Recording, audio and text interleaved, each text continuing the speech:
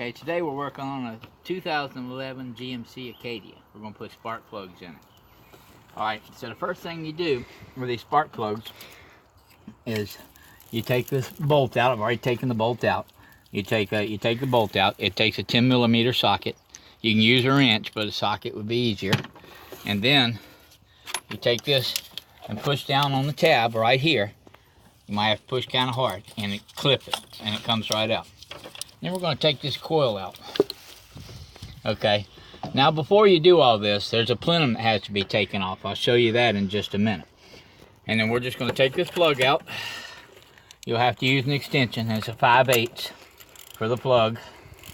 Might be kind of tight, but before you do this job, make sure the engine is cold. Don't ever change plugs on an engine with an aluminum block if it's hot. Just bring the plug out. This vehicle calls for iridium plugs. Some people run platinum, double platinum, and that's fine. I've never known it to cause a problem. I mean, there could always be a first time. Iridium's what's coming out of it, so that's what I'm putting back in it. They've been in there for a little while. They're not terrible. I've seen worse. Okay. I'll replace it with a new one. The iridium plugs are already pre-gapped for this vehicle. I believe they're like 46 thousandths. Use a long extension, 5/8 socket.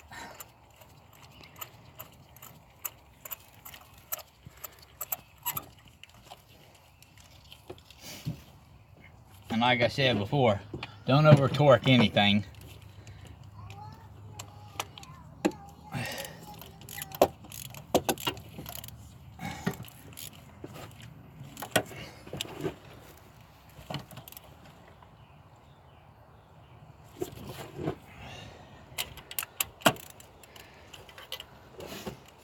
It's fairly simple, there's nothing complicated about it as long as you have the right tools, a long extension and a ratchet.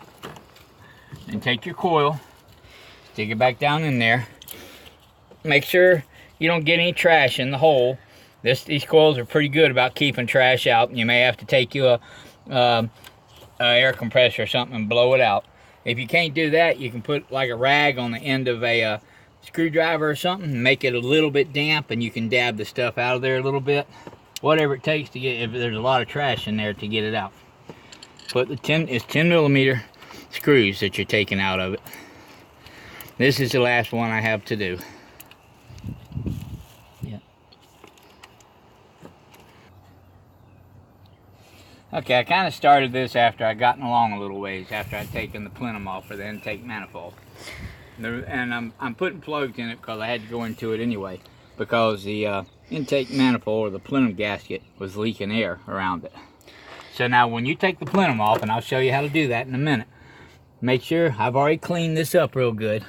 Make sure before you do any work that you put a rag in these holes. You cover them up because you don't want to drop anything down in these holes. It'll cause you all kinds of headache. Make sure that you buy you a new gasket set to put on there. Intake manifold's not really gasket, it's got rubber seals on it. I don't know what you classify it as now, but still a gasket what they used on the old cars. Get it on there good, make sure everything's clean. I've already done that. If you have to use a wire brush and brush it off a little bit, you can do that. Just make sure you don't drop anything in here, and then put a rag on it before you change the plugs. Now, this is the plenum. Okay, we're going to put this back on. Be very careful, and the main thing is be patient. Just be patient with it. Don't try to hurry. Don't get frustrated. If you find yourself getting frustrated, take a break. Go get you something to drink, some tea or something.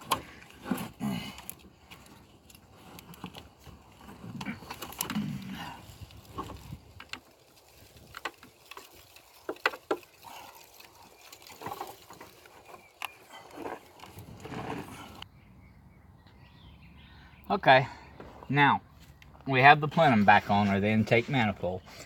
I'm kind of doing this in reverse, but I'm going to show you what you have to do to get it off. These take long bolts. They're probably about this long. And then you have one short bolt over here underneath this flap that you have to take off. There's 6 bolts total holding this intake on, okay? And then this short bolt over here. Only one short bolt, the rest of them are the same size. One over here, 1, 2, 3, 4, and 5 on top. Okay, so I'm gonna show you just the reverse. Everything I'm putting back on is what you have to take off, of course, to get it done. Now, we're gonna do this. This got a little hose back here. And in order to get this hose off, you have to go back there and you have to pull this little clip right here and it'll come right off. It goes on a pipe in the very back. And we'll put it on the pipe in the back. Be careful with stuff. Yours may be more brittle, may have more miles on it, and also be careful with the hoses. And what you'll do is you'll just push it back down on there in the back. It's better to unhook it from that side than this. You could break this off. And then when it clips, it's on, okay? And then we're gonna take, we're gonna take this line. This line goes on top right here. It's held in with a bolt, 10 millimeter. Now these bolts that hold the plenum on are 13 millimeters. The plenum or the intake, these are 13 millimeter bolts. You screw this back on, tighten it down. Now, I've already put these in. I've already torqued them down. If you're going to torque them with a torque wrench, you can look up the specifications.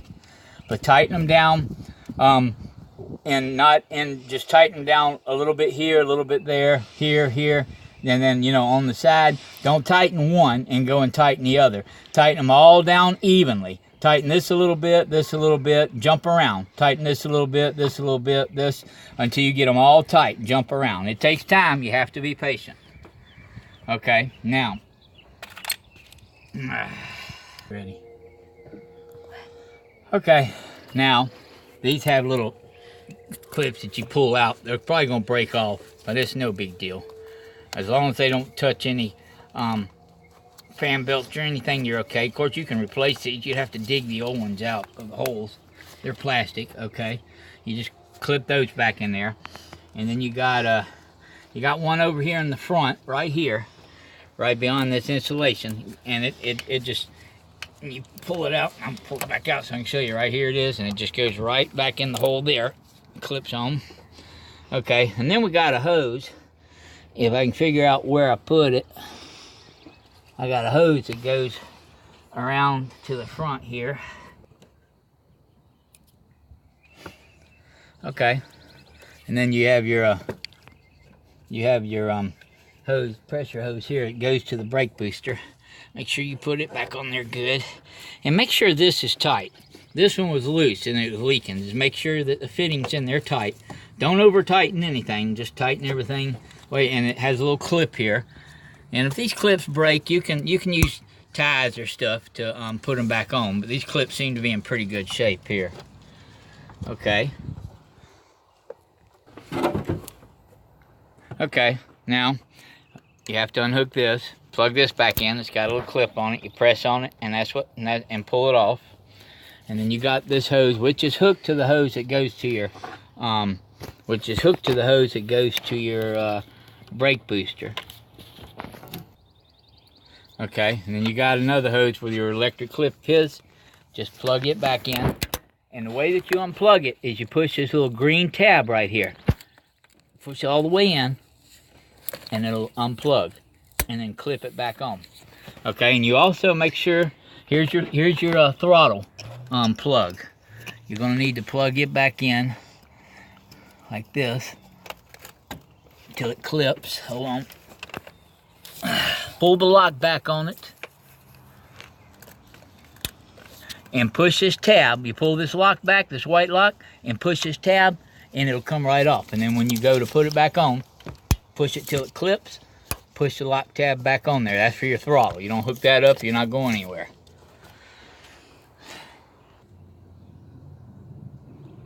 Okay, your last hose is hooked. This is the hose that's hooked to the booster back there in your intake, and it plugs in right here. And these hoses don't have clamps on them, so they just pull off.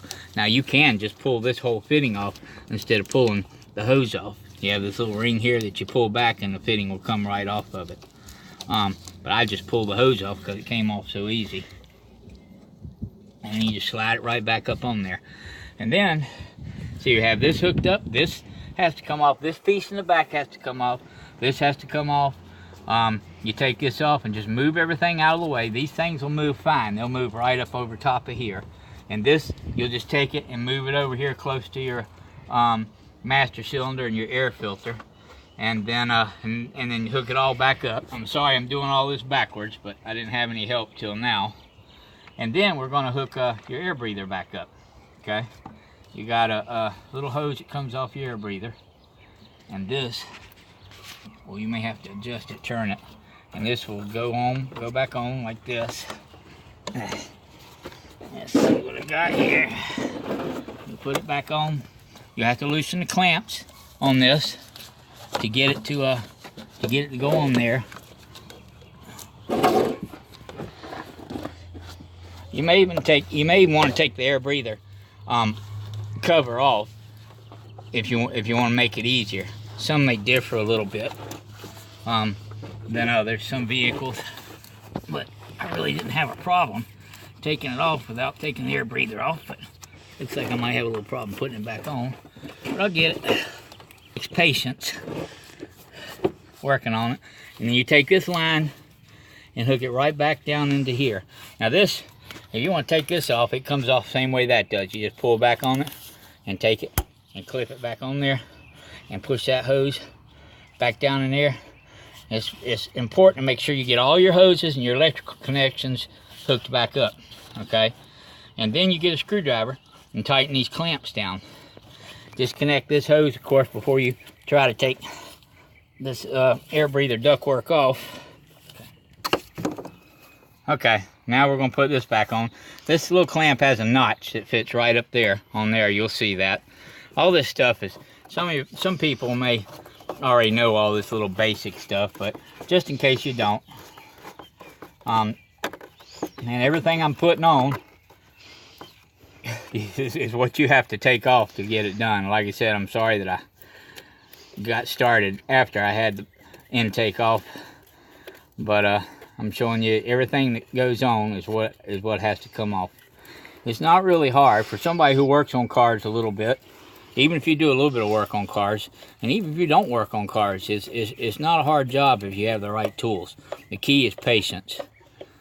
And be careful, because you have hoses and a lot of plastic connections, and if you get impatient, you're liable to break it. And put so much plastic on cars anymore that you just have to be careful. It's pretty good.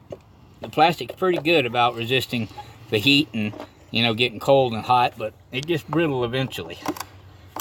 And that's it. Everything's hooked up. The last thing you'll have to do is this cover right here. You take this cover and you have these little